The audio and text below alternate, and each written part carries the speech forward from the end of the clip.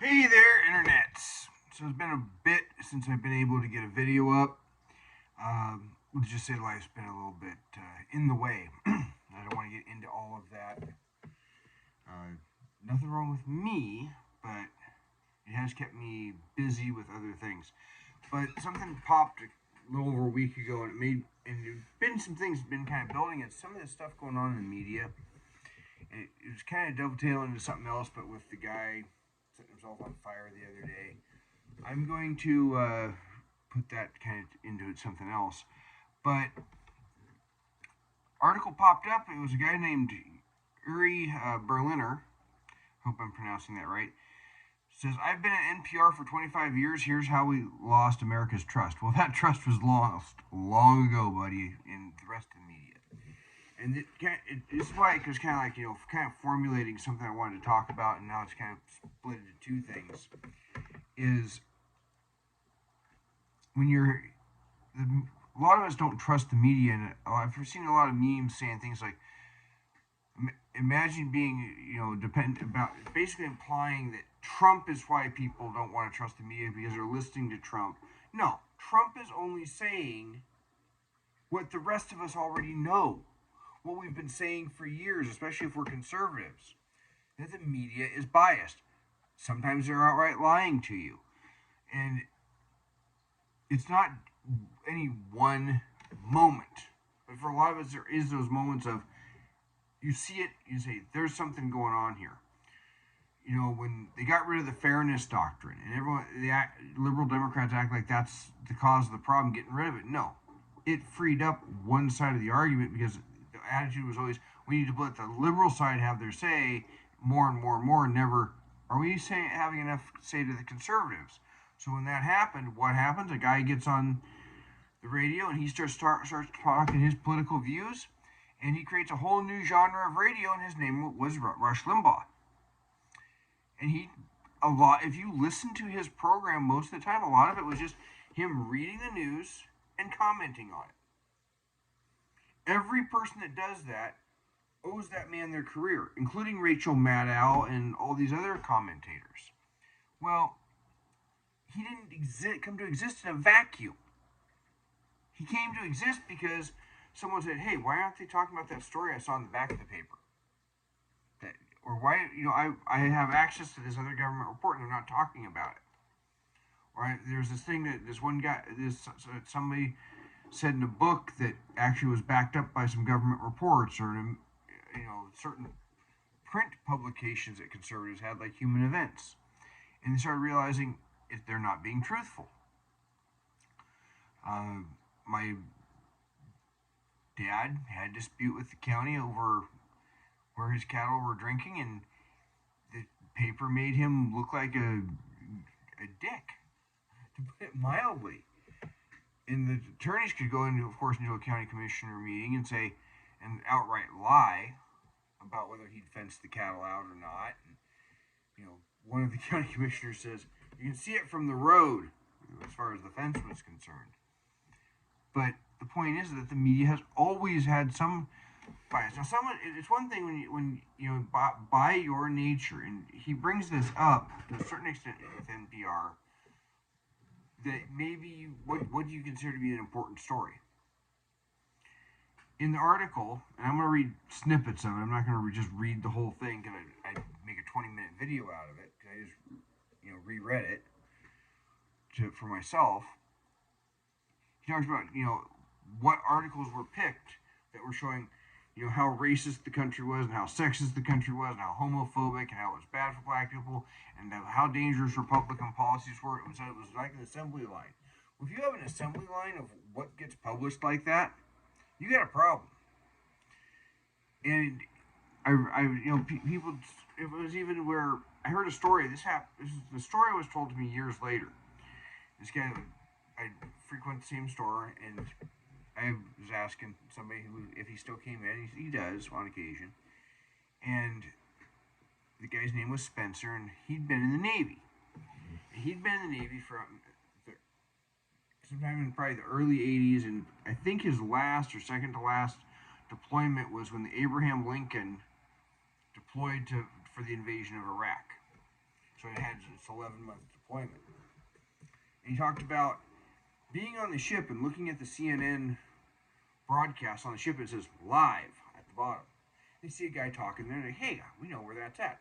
Let's go see if we can watch them broadcast from there. And they go up there because there was numbers behind him, so he knew exactly what corridor he was. They go up there and look around. Nobody's there. Well, that's where they go back down to the mess or galley, and I don't want to speak improperly about the proper terms, but where area reserved for the chief petty officers to eat. And you see it still says live. It shows a ship at anchor, and it showed. And before they went up there, it had showed protesters out on the dock. And when they looked out from where the guy was supposed to be broadcasting, no protesters. They're looking at the ship at anchor on the view screen, and it says, and they're like, this ship's still moving. There's no protesters. And then it showed live. It shows guys coming off of the boat from the aircraft carrier to the dock, and they're in their white uniforms, and they got beards. They said, we haven't gone for shore leave in those white uniforms, and we weren't allowed to have beards since the 80s. They're using stock footage. They're making their narrative up. Well, people come home that were there, and they start talking about those things. And then 2004, or between 2000 and 2004, Bernard Goldberg wrote the book Biased. And at the time, he still considered himself a liberal. And you listen to him over time, he's like one of these guys that said, I didn't leave the Democrats left me. He's still pro-abortion. He still holds a lot of those old school Democrat views, but the Democrats have gotten so crazy. But he wrote the book and got blasted for it, and then he wrote a follow-up and another book, and when he wrote Biased, and I want to say he said Dan Rather asked him about, said you shouldn't have written that, but he said, well, maybe it was a producer executive with CBS, but he says, he tells him, you shouldn't have written that. What are you doing? He says, but it's true. He says, I know it's true, but you don't tell people that. That's a sign that they know the bias is there and they're lying about it. And we've all figured this out. ABC in the 2004 election had an article where they literally talked about their own internal emails and memos saying, go harder on Bush than on Kerry.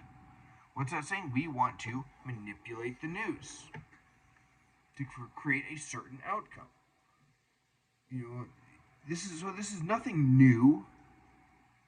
This guy is just the latest person who is in the media establishment, the legacy media establishment, to come out and say there's a bias and there's a trust issue. And with regards to NPR by itself, MSNBC and NPR during the Kyle Rittenhouse trial reported that Kyle Rittenhouse shot a man who had his hands up. Tim Pool, I get up in the morning, and at the time was able to, I can't remember why, I was watching his show in the morning before breakfast, I think, when I was having breakfast before going in, says, what was he said? He posts it, and he says, I'm going to show you that they lied. And then he shows the live stream from the Kyle Rittenhouse trial.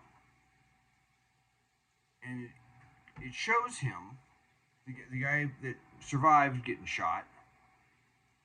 The lawyer asks, just to clarify, you did not, he goes through, first he says, so you did this, you pointed your gun, Kyle Rittenhouse pointed his gun, you backed off, put your hands up, he lowered his hands, you pointed your gun again, and then he got shot. He says, yes. So just to clarify, you didn't get shot until you pointed your gun at Mr. Rittenhouse. He says, correct. Kyle Rittenhouse did not shoot a man with his hands up. He shot a man pointing a gun at him. But what does NPR do? They never retracted it. They never said, we screwed up. In this article, he talks about how they basically said, we're not going to waste our time with stories that aren't stories. Talking about the Hunter Biden laptop. And that's exactly part of the problem, is they didn't consider it an important story.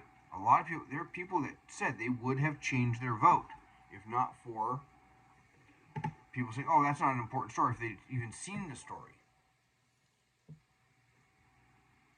And so this has happened.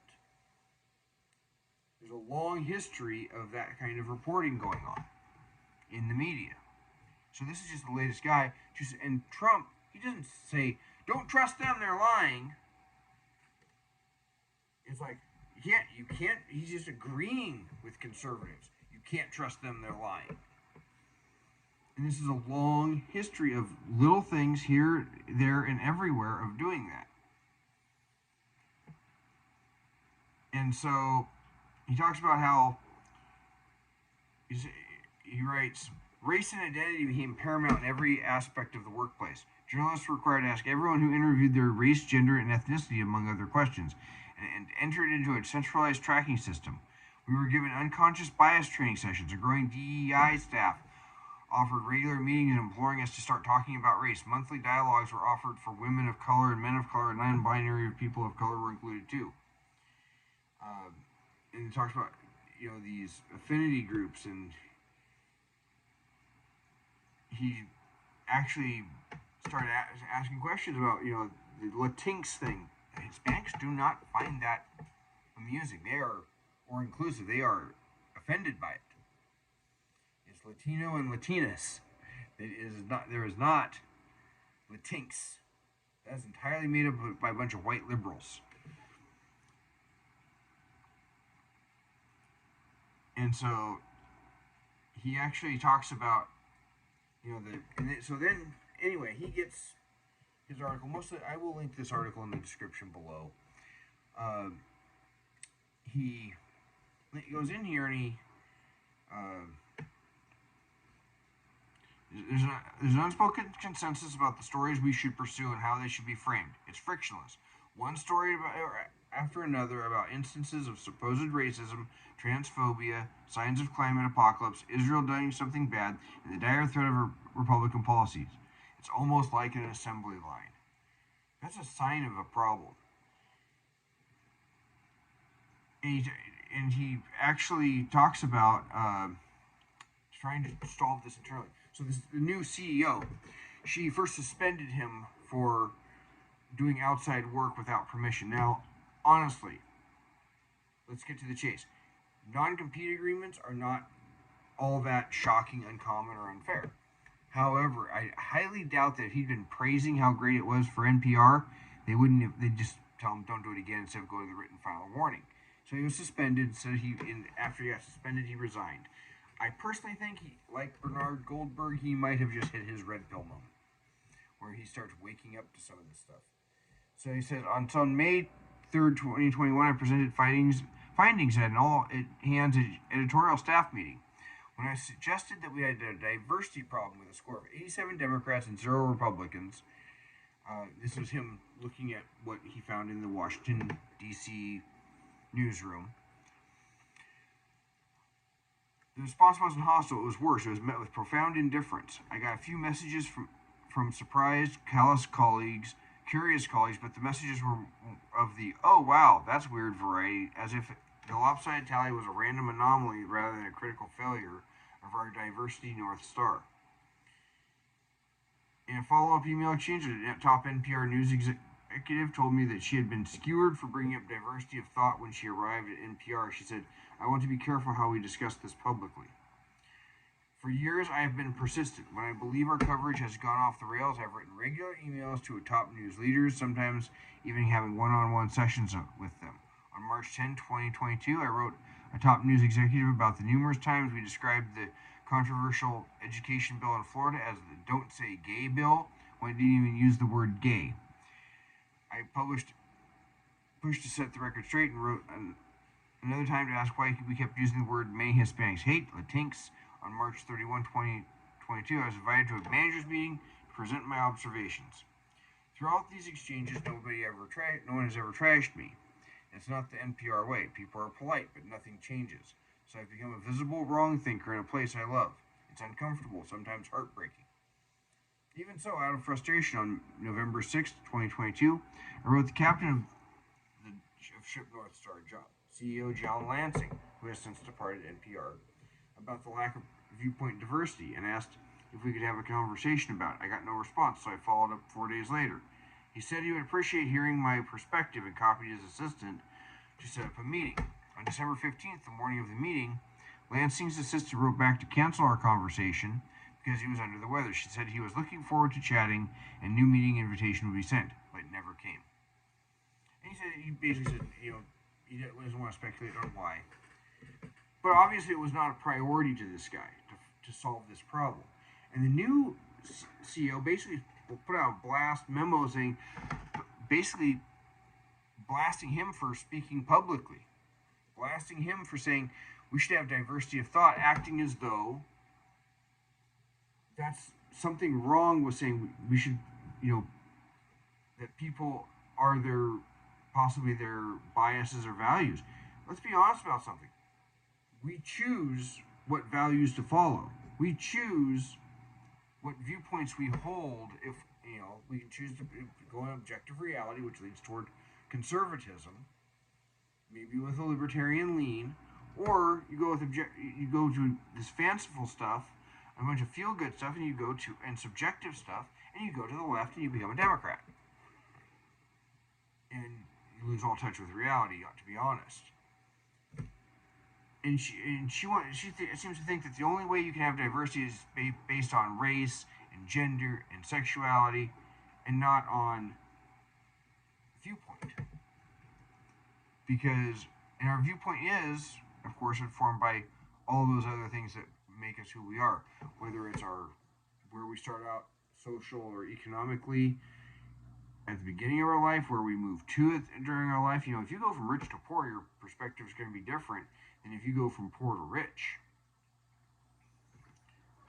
But if everyone's just thinking the same way, there is no diversity. It doesn't matter whether you all have a different skin color or a different gender, real or made up. If you all think the same way, you're not going to put out anything different. No one's going to question it. And so rather than be suspended, he resigned. And rather than taking this as a wake-up call or a chance to say, you know what, maybe we need to correct the direction we're going.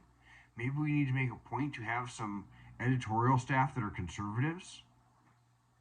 NPR trashed him. NPR's CEO trashed him. And this is what goes on anywhere. And start pushing people out that don't think the way you want in the media.